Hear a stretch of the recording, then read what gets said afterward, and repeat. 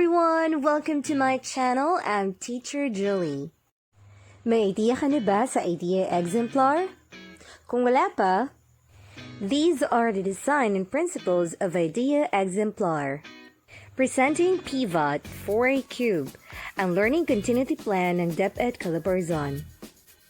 This LCP ensures available basic education, ensures health and safety of children and school personnel, and ensures class disruptions would not worsen education and fairness. Ang LCP na ito ay nakaangkla sa EXEMPLAR framework. Ang layunin nito ay for us to address challenges and to be resilient in the new normal. Ang EXEMPLAR framework ay binubuo ng I for intent, C for content and competencies, LE for learning experiences, and A for assessment. And today, we're gonna focus on learning experiences dahil dito makikita ang idea or IDEA. Kaya alamin na natin kung ano ba talaga ang idea exemplar. Ready ka na ba? Before the new normal, ang basihan ng mga teachers sa paggawa ng kanilang DLL or DLP ay ang DepEd Order 42 Series of 2016. Pero sa new normal, ang basihan na ay ang Regional Memorandum 296 Series of 2020 at ito ang paggawa ng idea exemplar. Because this shall replace DLL or DLP during this period. Nakalagay din dito na at the end of each month, ang mga teachers ay kailangan mag-develop ng supplementary materials na pwedeng gamitin ng mga mag-aaral. Kung noon, ang teacher's materials ay Teacher's Guide, DLL and DLP, at ang learner's material naman ay LM, ngayon, ang gagamitin na ay idea exemplar at module. Ngunit ang paalala lang sa atin ay sa paggawa ng exemplar, kailangan ng module. Because no module, no exemplar. What does IDEA stand for? I for introduction, D for development, E for engagement, and A for assimilation. Para sa panimula or introduction, binibigyan pansin nito ang authentic learning. It is to gain life skills, connect learning to real-life context, and generate increased engagement of learners to the task or experience. Sa madaling salita, ito ang mga basic skills na dapat maisagawa ng bata ayon sa kanyang edad, natutunan at naiintindihan. Sinasagot nito ang tanong kung paano ba natin ipepresent ang lesson sa lahat ng mag-aaral na may iba't ibang pangangailangan at iba't ibang kakayahan. At bilang mga teachers, kailangan natin makuha ang interes ng mga bata, gumamit ng mga praktikal at kapaki-pakinabang ng mga skills at concepts, gawing obvious ang learning objectives. At ang adjustment natin from 4 R's due to diverse learners ay recall. Ang focus naman ay learning competency, learning outcomes at core content and value. It deals with communication skills. It is when learners give and receive information. It includes listening, speaking, observing, and emphasizing, as well as effective listening, delivering oral presentations, communicating using digital media, engaging in conversation and discussions, communicating ideas and feelings in diverse platforms. Part na ito ng module, kailangan ang mga teachers ay isaalang-alang ang pagkakaiba-iba ng mga learners, gumamit ng mga akmang learning activities at magbigay ng mga relevant samples. Halimbawa ay ang MELT 1 and 2 ng Science 3. Ang MELT nila ay to explain the use of water from different sources. Ilalahad ni teacher ang MELT na ito pero dapat maipaliwanag niya na kaya ito inaaral ay para maintindihan at maisagawa itong nakasulat sa kulay berdeng kahon. Na at the end of the day, they can save water and other resources at home and at school in the context of daily activities. Ngunit kailangan siguraduhin ng teacher na maituro muna ang prerequisites ng MELT na ito. Lalo na ako ang mag-aaral o ang klase ay nangangailangan ng higit na kaalaman tungkol dito. Halimbawa, kung ang learning objective mo ay to write clear instruction, ang context of learning ay changing a bicycle tire.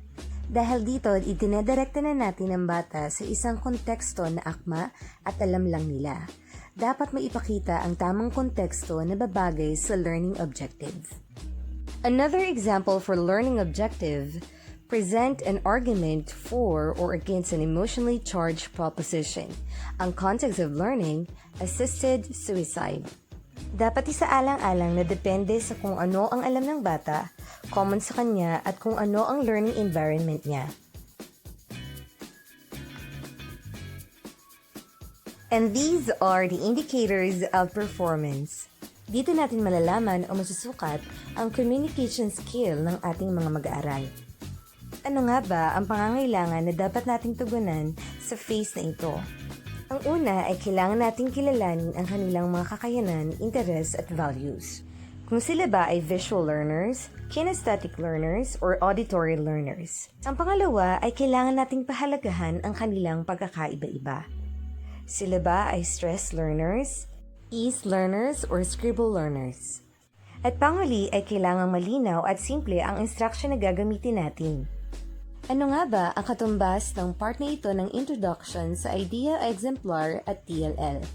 Sa DLL, ito ay reviewing of past lessons, establishing purpose, at presenting sample. Idea exemplar naman ay what I need to know at what is or are new na makikita sa module.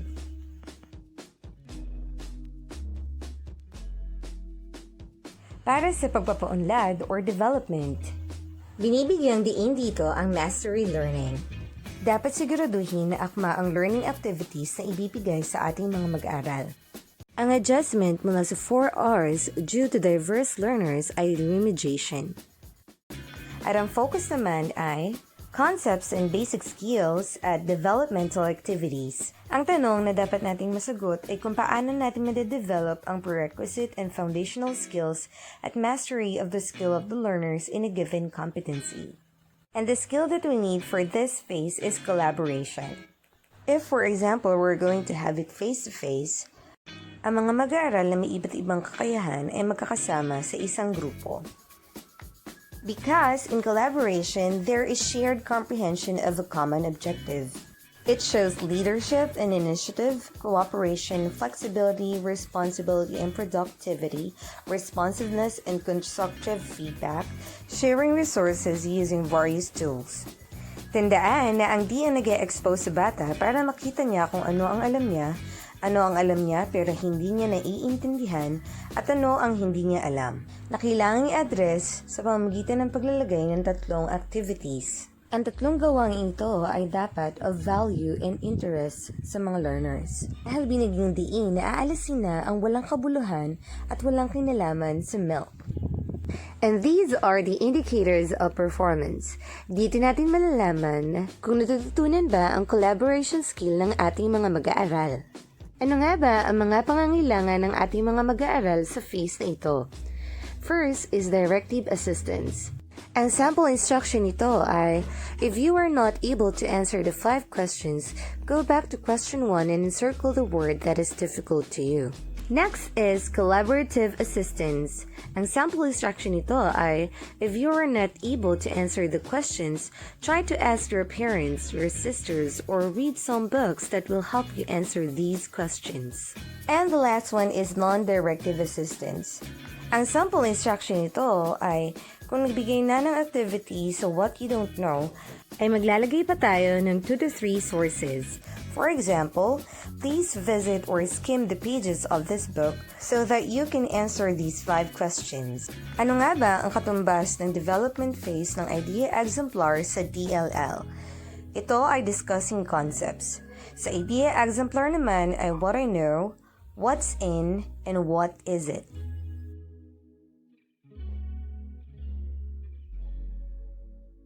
Para sa pakikipagpalihan or engagement, it deals with experiential learning.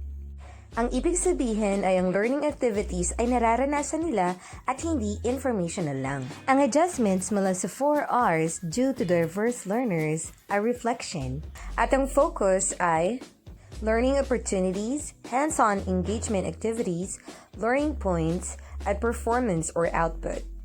Sa phase na ito ay dapat nating alamin ang akmang real-world task at learning opportunities na ipepresent at i-implement sa lahat ng uri ng learners para sila ay matuto. And it deals with critical thinking. It should develop independent critical thought, enables analysis of ideas, knowledge, process linked to one's personal value system and judgment, and relies on a given criteria and accounts several contexts. Dahil ito ang deepening part. In the E phase, the teachers allow the students to be engaged in various tasks and opportunities to meaningfully connect their learning. Kaya naman, dapat i-engage and expose ng teachers ang mga mag-aaral sa mga real-life situations para mabuhay ang kanilang interest and there will be met expectations and satisfactory performance and output. In this phase, curiosity plus interest is equal to engagement. At huwag nating kakalimutan na the tasks in this part shall connect with the activities in the D. Ang ibig sabihin, hindi pwedeng ang activities sa E ay walang kinalaman sa D. For example, kung sa D ay may what I know, gagawa tayo ng activities sa E. Ganon din sa what's in at what is it. Sila ay may mga katumbas na activity sa engagement phase. Dahil dito, naa-address natin ang iba't ibang uri ng learners dahil 3 ang activities natin dito. Dahil dito, sustained ang interest ng bata dahil alam niya yung sa D. Dinaanan niya yun kahit hindi niya naiintindihan. Kung titingnan ng chart sa philosophy of learning, pinaliwanag doon na mas madaling maintindihan ng bata at maunawaan ang mga inaaral niya kung mayroon na siyang pagkaunawa doon, kung na-expose na siya or may pagkatuto siya doon. Kaya sa ating pong module, dapat yan ay dugtong-dugtong. These are the indicators of performance. Dito natin masusukat at malalaman kung gumagamit ba ng critical thinking skills ang ating mga mag-aaral. Ano nga ba ang pangangailangan ng mga mag-aaral sa phase na ito? First is varied cognitive tasks. Next is learning opportunities. Ito ay kung saan makikita ng bata na kaya niya inaaral yon o naghihirap man siya dahil yon ay paraan at parte ng kanyang pagkatuto. At ang panghuli ay real or relevant life tasks and varied learning space. Sa parting ito ay hindi dapat tayo maglagay ng engagement activities na nagre-require ng materials na hindi akma or hindi available sa mga mag-aaral. Ano nga ba ang katumbas ng engagement phase ng idea exemplar sa DLL? Ito ang enriching activity sa DLL. Sa idea exemplar naman ay what's more, what I can do, at what other enrichment activities can I engage in.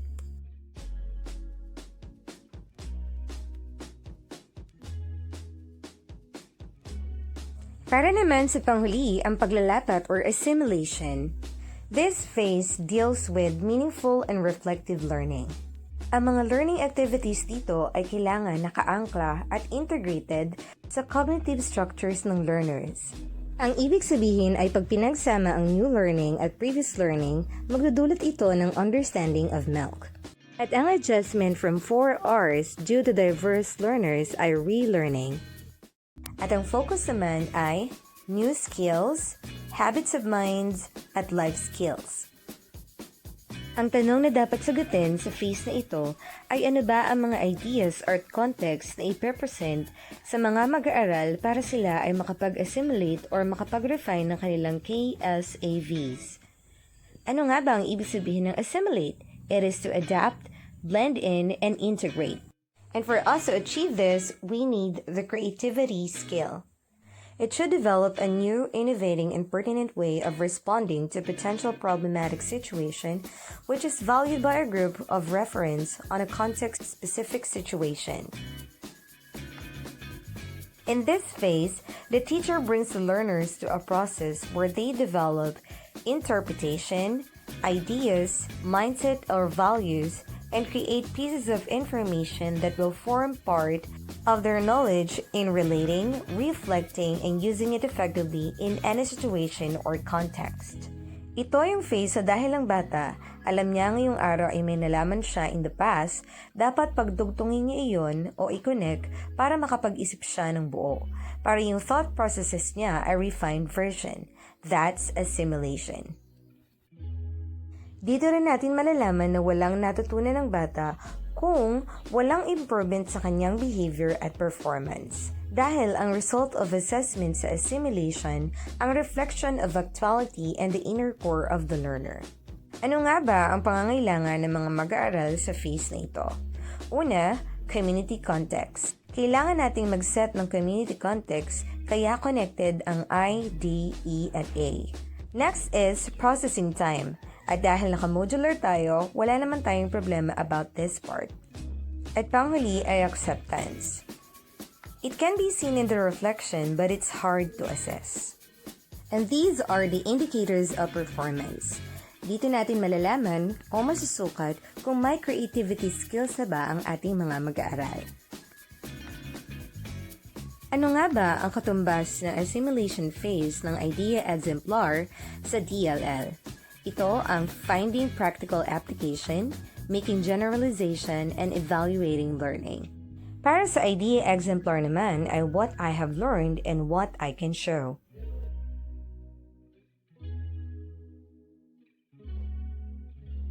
In case you haven't seen it, this is the original Memo 296 series of 2020. Nakapaloob dito na ang mga guro ay kailangan mag-prepare ng lesson on a daily basis and or weekly when MELCs and or enabling competencies have to be taught. It includes the idea instructional process and the parts in ADM modules. Kasama rin dito ang lesson exemplar format using the idea instructional process, as well as the guide concepts on how to prepare each phase. Pivot for a BAO teaching and learning adjustments to accommodate diverse learners. At iba't ibang pivot for a lesson exemplars format for kindergarten, grades 1 to 10 at senior high school. Thank you for watching and please subscribe to my channel. God bless you.